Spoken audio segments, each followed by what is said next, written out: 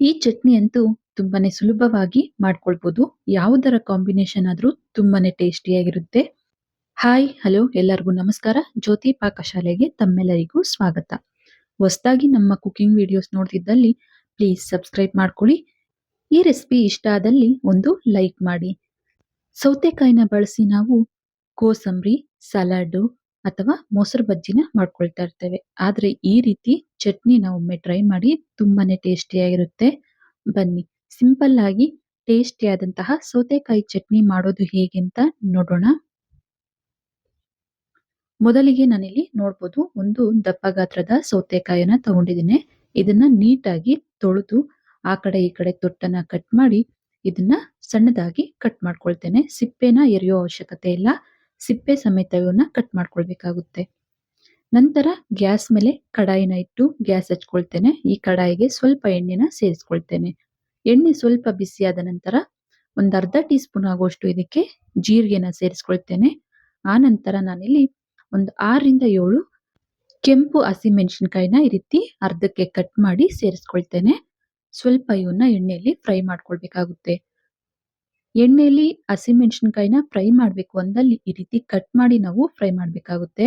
ಸ್ವಲ್ಪ ಈ ಹಸಿಮೆಣಸಿನಕಾಯಿ ಫ್ರೈ ಆದ ನಂತರ 2 ಮೀಡಿಯಂ ಗಾತ್ರದ ಈರುಳ್ಳಿನ ಈ ಸೈಜಿಗೆ ಕಟ್ ಮಾಡಿ ಕಡಾಯಿಗೆ ಸೇರಿಸ್ಕೊಳ್ತೇನೆ. ಈರುಳ್ಳಿ ಒಂದು ಅರ್ಧದಷ್ಟು ಬೇಯೋವರೆಗೂ ಇದನ್ನ ಬೇಯಿಸ್ಕೊಂಡ ನಂತರ ಕಟ್ ಮಾಡಿರುವಂತಹ ಸೌತೆಕಾಯಿನ ಸೇರಿಸ್ಕೊಳ್ಬೇಕಾಗುತ್ತೆ. ನೋಡ್ಬೋದು, ನಾನಿಲ್ಲಿ ಈ ಸೈಜಿಗೆ ಕಟ್ ಮಾಡ್ಕೊಂಡಿದ್ದೇನೆ. ಸಿಪ್ಪೆ ಸಮೇತ ನಾವು ಈ ಸೌತೆಕಾಯಿನ ಬಳಸಬೇಕಾಗುತ್ತೆ. ಆಗ್ಲೇನೆ ಚಟ್ನಿ ಟೇಸ್ಟಿ ಆಗಿರುತ್ತೆ.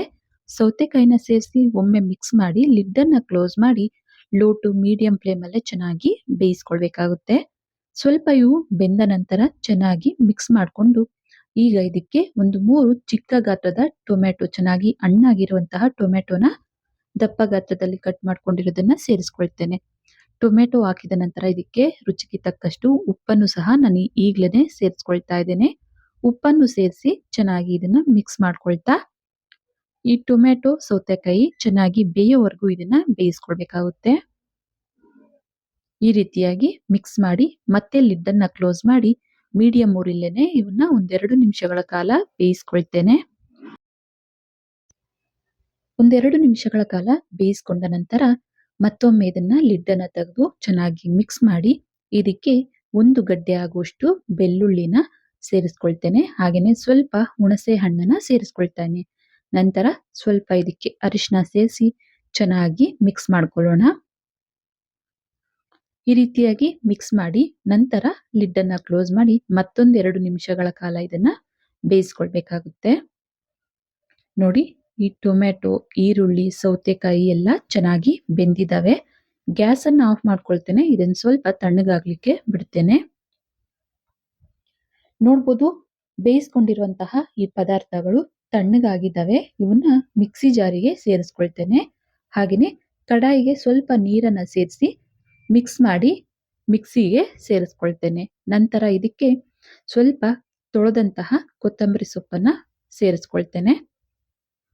ಈಗ ಇದನ್ನ ತರಿತರಿಯಾಗಿ ರುಬ್ಕೊಂಡ್ಬರ್ತೇನೆ. ನೋಡ್ಬೋದು, ಈ ಹದಕ್ಕೆ ಈ ಚಟ್ನಿನ ರುಬ್ಕೊಳ್ಬೇಕಾಗುತ್ತೆ. ಜಾಸ್ತಿ ನುಣ್ಣಗೆ ಪೇಸ್ಟ್ ಮಾಡ್ದೇನೆ ಈ ಹದಕ್ಕೆ ಸ್ವಲ್ಪ ತರಿ ಇರೋ ರೀತಿ ಚಟ್ನಿನ ರುಬ್ಕೊಳ್ಬೇಕಾಗುತ್ತೆ. ಈಗ ಚಟ್ನಿ ರೆಡಿ ಆಯ್ತು. ಚಟ್ನಿಗೆ ಒಗ್ಗರಣೆನ ಮಾಡ್ಕೊಳ್ಳೋಣ.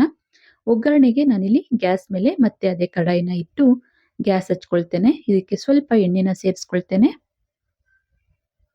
ಎಣ್ಣೆ ಬಿಸಿಯಾದ ನಂತರ ಸಾಸಿವೆನ ಸೇರಿಸ್ಕೊಳ್ತೇನೆ. ಸಾಸಿವೆ ಚಿಟಪಟ ಅಂದ ನಂತರ ಇದಕ್ಕೆ ಕರಿಬೇವನ್ನ ಸೇರಿಸ್ಕೊಳ್ತೇನೆ. ನಂತರ ಇದಕ್ಕೆ ರುಬ್ಬಿರುವಂತಹ ಚಟ್ನಿನ ಸೇರಿಸ್ಕೊಳ್ತೇನೆ.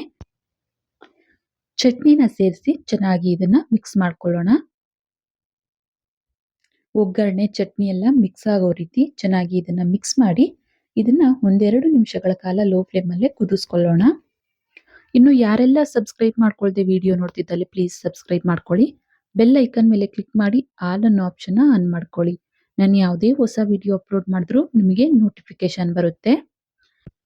ನೋಡ್ಬೋದು, 1-2 ನಿಮಿಷಗಳ ಕಾಲ ಚಟ್ನಿನ ಬೇಯಿಸ್ಕೊಂಡಿದ್ದಾಯ್ತು.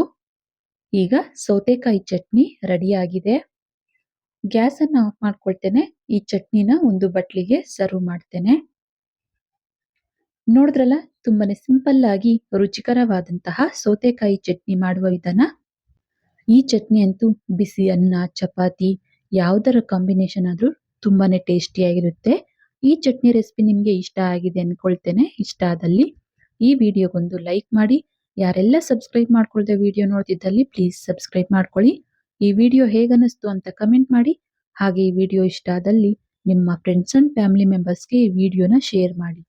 ಧನ್ಯವಾದಗಳು.